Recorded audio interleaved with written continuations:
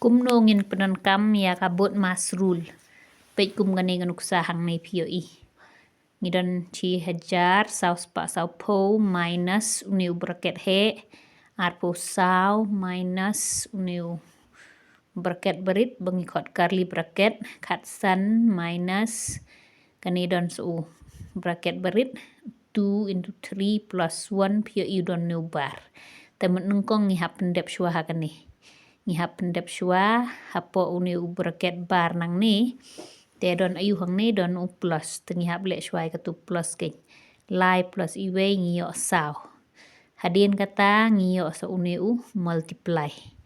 Te arsin sao kan long perah. Te ngut ngiweng no uni. Hadin katu ngin sale kat san minus perah.